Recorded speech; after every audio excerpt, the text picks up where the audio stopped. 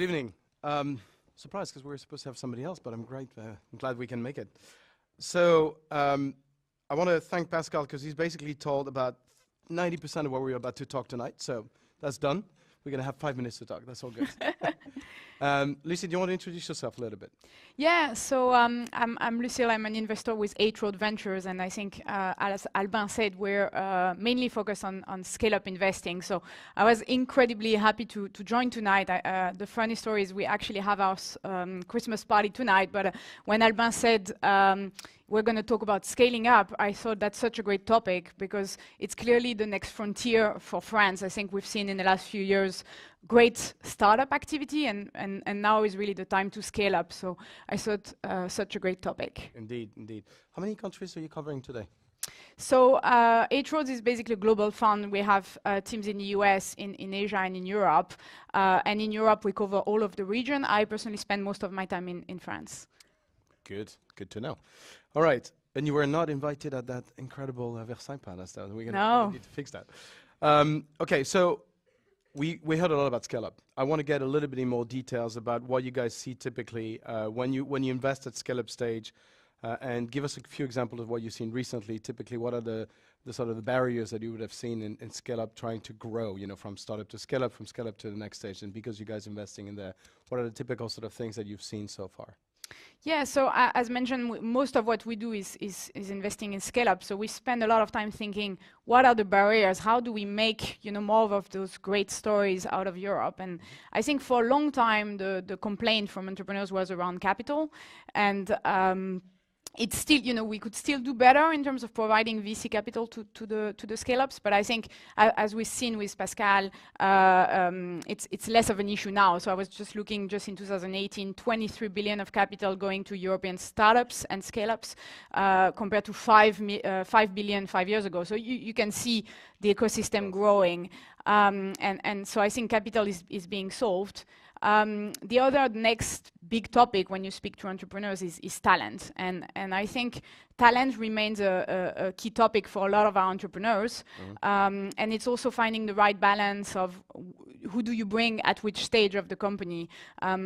I think there is this great quote by Nicolas Brusson from BlaBlaCar, like, you're always trouble because if you bring really senior people, you're really scared about destroying the culture and the DNA of your company. But on the other hand, if you don't, you're going to potentially hit a wall because you don't have that experience of people that have done it. So I think it's at least what experience from our portfolio is about finding that balance around bringing new talent and growing your own inside the companies. Right. I want to take a step back because I don't think we discussed this, but I think it's an interesting point of view. How do you define scale up at 8 Roads Ventures?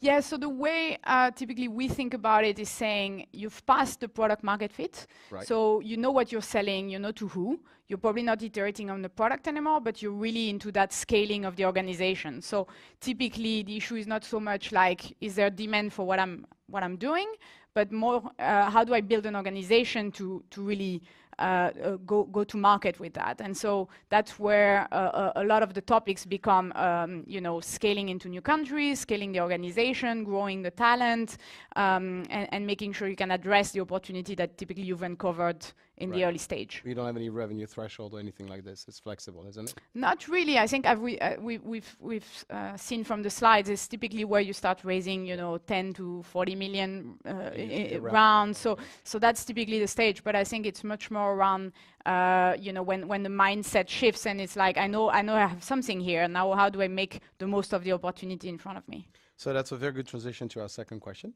which is, so basically you're covering the rest in the entire world, but you're focusing particularly in Europe and in France.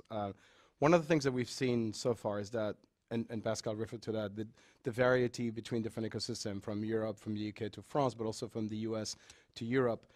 How do you see, why companies have a hard time evolving and scaling versus, what we see around the world? So we took example of Silicon Valley. We can talk about China as well, various different sort of ecosystem.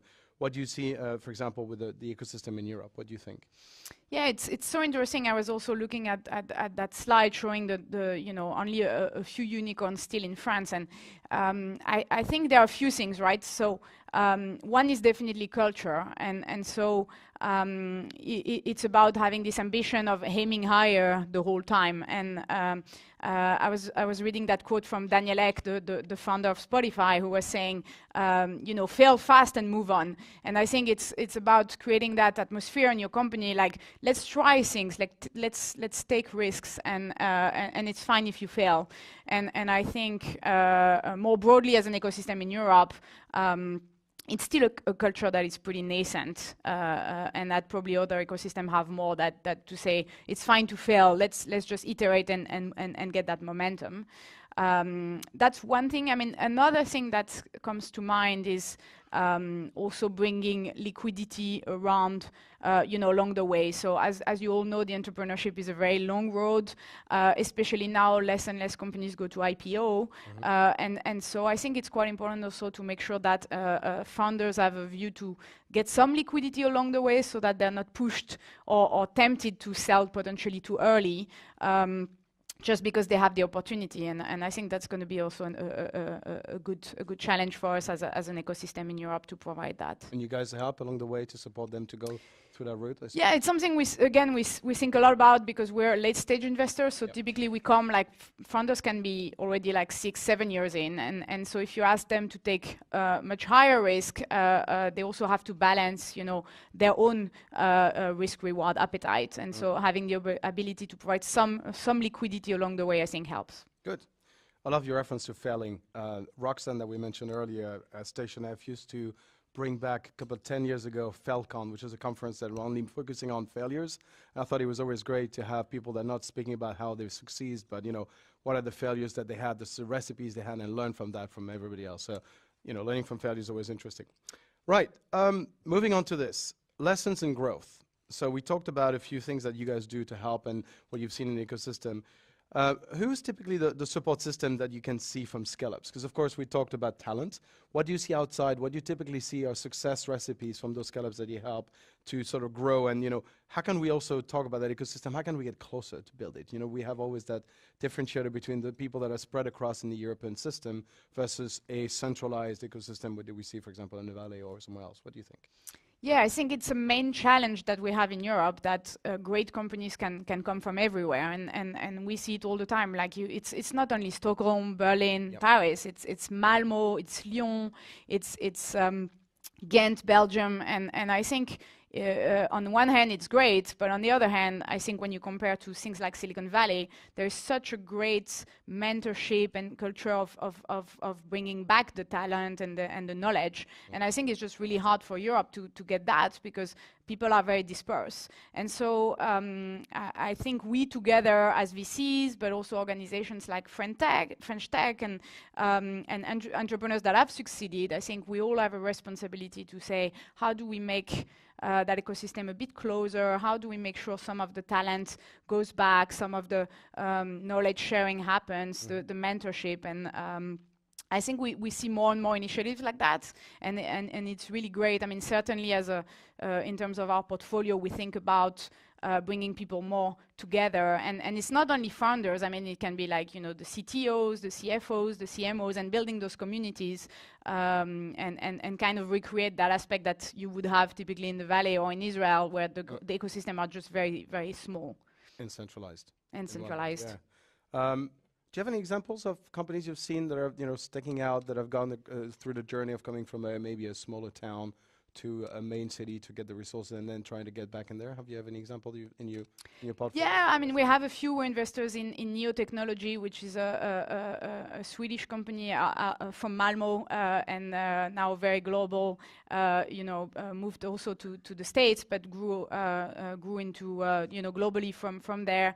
I think you know, Made, and you're going to hear from Philippe, is another great example of a company very international from day one, doing an excellent job at scaling inside Europe. So I think we start seeing a lot of those great stories now of companies scaling out of Europe into Asia, into the US.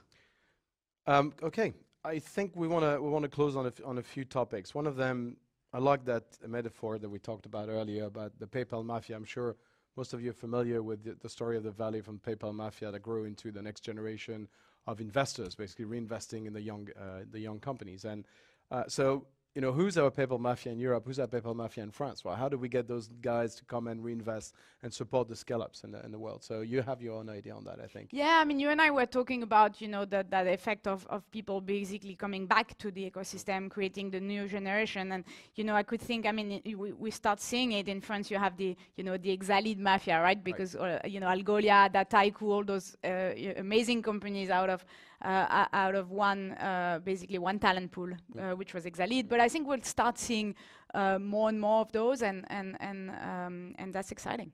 And not necessarily only out of unicorns, right? We always talk about unicorns, but there's also the midterm scale-up types that are actually already giving back to some of the early entrepreneurs. We see that. I started with Camp time and time again. We have 700 alumni right now. Some of them are at scale stage, some of them have exited, and they're coming back to support the young guys. So it's good to see that the European ecosystem, whether it's fragmented or not, is still trying to pull together to get that done. So it's a positive message to close on that. All right. I think we are almost out of time. There was a lot more we could have talked about. One of the things that I'm sure our next colleagues are going to talk about was GDPR as well. You know, how do we control the data?